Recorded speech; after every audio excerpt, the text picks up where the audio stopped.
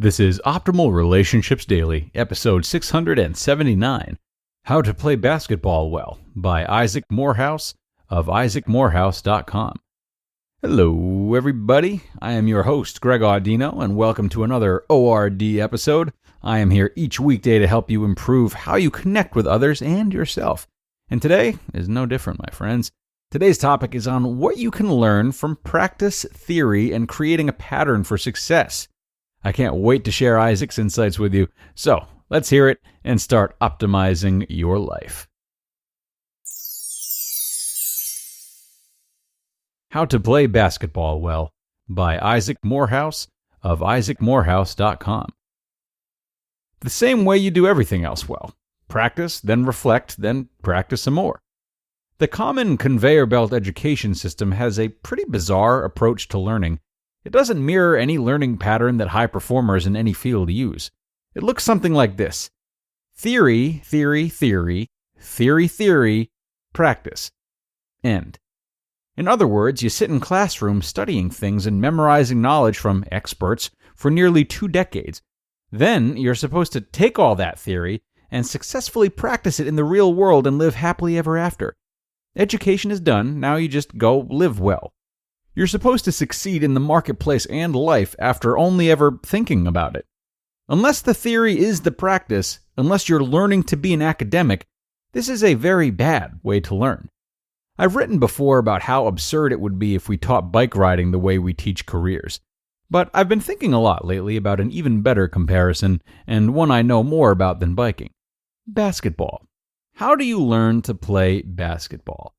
First, you practice, maybe on a mini hoop, maybe on a full-sized hoop, but you just start shooting and dribbling. After you have the basic motions and movements and muscle memory down, you start playing with other people in actual games.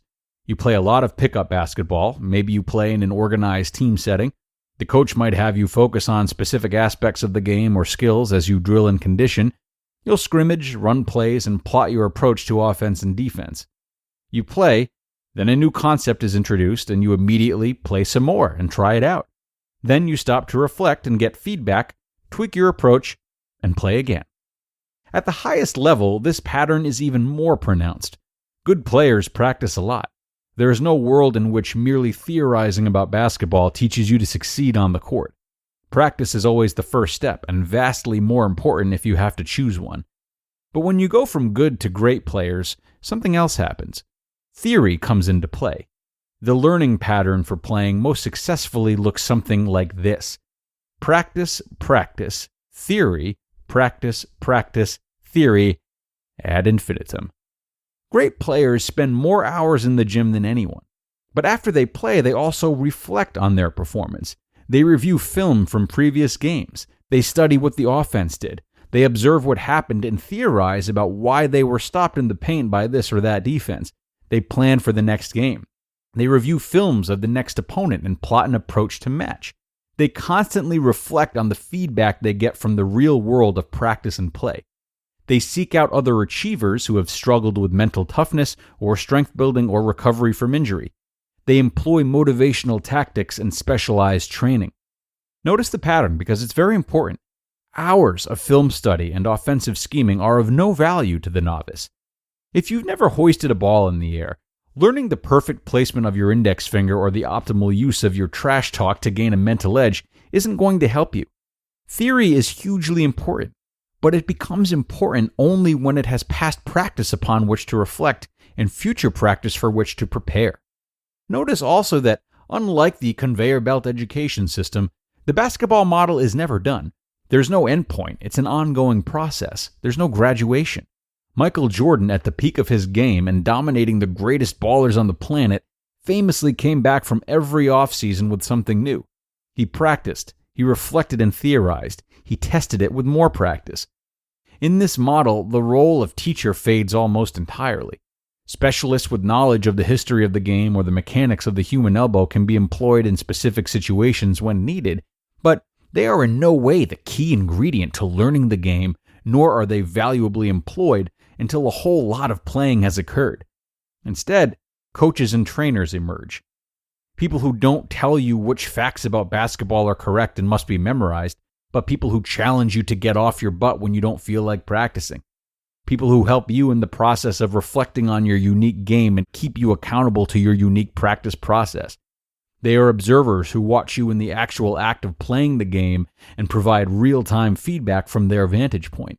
They aren't your authority. You can't find a new coach anytime, but they're for motivation and insight. Some of the greatest players are famous for ignoring their coaches as often as listening to them, even though they deeply respect them, which strikes me as a pretty normal and healthy way to see the relationship. Another important thing about learning basketball is the value of mimicry. How did the hook shot join the common arsenal of post players?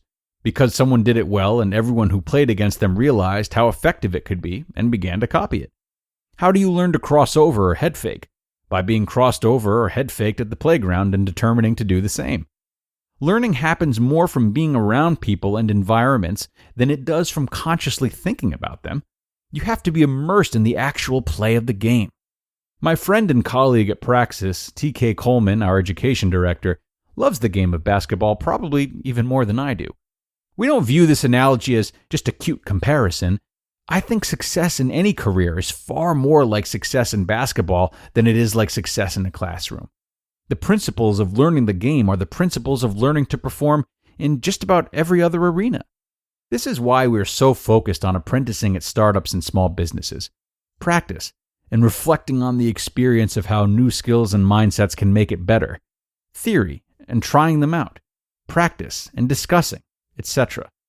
This is why our advisors have coaching sessions with participants rather than giving them lectures.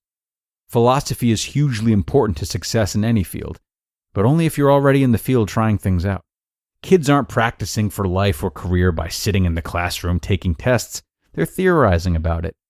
They're not observing those who are successful, except best case at teaching, and mimicking them. They're reading what other people said about the successful. They're being introduced to a few fragments of the history of the game or uniform design or what one conditioning coach thinks about one approach to calf muscles. They're not being transformed into great players. They're simply checking the memorization of lifeless, contextless knowledge off a list of assignments. You can't expect to win by studying. You've got to play the game. You just listened to the post titled, How to Play Basketball Well by Isaac Morehouse of isaacmorehouse.com. Before we continue, everybody, I would like to remind you that Mother's Day is right around the corner. You know, it's hard to find the perfect gift for Mom. Your mom likes to say that she already has everything she needs, but yeah, you'd still like to give her something meaningful to show her that you care, right? Have you heard about the Skylight Frame, my friends? It's a touchscreen photo frame you can email photos to anytime and anywhere, so Mom can see and share in all your favorite moments. Nowadays, staying in touch with those we love is more important than ever, and the Skylight photo frame is easy to set up. It can be done in under a minute. Simply plug it in, use the touchscreen to connect to your wireless network, and enjoy. By the way, if you don't love your Skylight, they'll offer you a full refund. Now, as a special holiday offer, you can get $10 off your purchase of a Skylight frame when you go to skylightframe.com/daily and enter code DAILY. That's right, to get $10 off your purchase of a Skylight frame, just go to skylightframe.com/daily and enter code DAILY. That's skylightframe.com/daily. And there you have it, folks. Thank you so much to Isaac for his words of wisdom today. Now, I'm sure his post has already encouraged you to act faster and fail more so as to grow more. And I'd like to encourage you to ask yourself why. Ask yourself why you haven't done so already. You know, for many, it's maybe because the norm is just learning and theorizing a lot. That's how school goes. But for some, fear often cripples us and makes it feel easier to just study a lot. So consider if fear is playing a role for you and how that fear could be assuaged by making the effort to act, failing, and growing because of it. All right?